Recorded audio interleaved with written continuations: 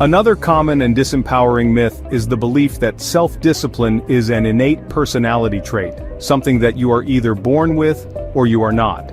People often look at highly disciplined individuals, the dedicated athlete, the prolific writer, the successful entrepreneur, and assume they possess some magical inborn supply of willpower that is simply unavailable to the average person.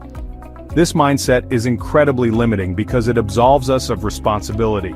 If you believe you were simply not born with the discipline gene, you are less likely to even try to develop it, resigning yourself to a life dictated by impulse and procrastination.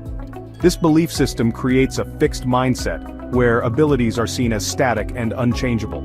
It leads to statements like, "I'm just not a disciplined person," which becomes a self-fulfilling prophecy. When you label yourself in this way, you give yourself permission to fail before you even begin. You interpret every struggle as proof of your inherent lack of discipline, rather than seeing it as a normal part of the learning process. This fatalistic view prevents you from recognizing that the disciplined people you admire were not born that way. They became that way through conscious, consistent effort over a very long period of time. The truth is that no one is born with perfect self-control. Every master was once a beginner. The marathon runner once struggled to run a single mile. The accomplished musician once fumbled through basic scales. Their current state of discipline is the result of countless hours of practice and thousands of small choices made over years. They started small, faced setbacks, felt unmotivated, and had to push through resistance just like anyone else. The difference is that they did not see their initial struggles as a sign of a permanent character flaw.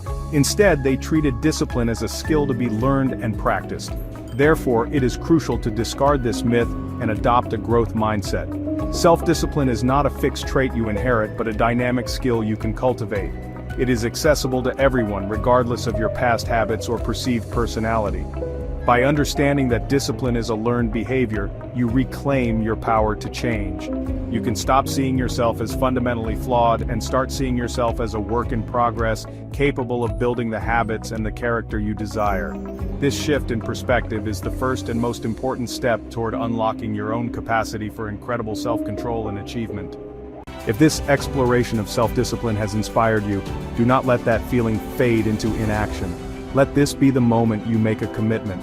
Give this video a like to share the message and subscribe to our channel for more content that empowers you to build a growth mindset. More importantly, take 1 minute right now to decide on a single habit you want to master. It could be small, like drinking a glass of water every morning, or larger, like dedicating 30 minutes a day to your passion project. The size of the habit matters less than the decision to commit. Share that commitment with us in the comments below. What is the one habit you are committing to build, starting today? By writing it down, you are taking the first powerful step from intention to action. You are making a public promise to yourself and joining a community of others who are on the same journey. Remember, self-discipline is not just about gaining power over yourself, it is about reclaiming your freedom to become the person you were always meant to be. The journey starts now. Your future is waiting for your command.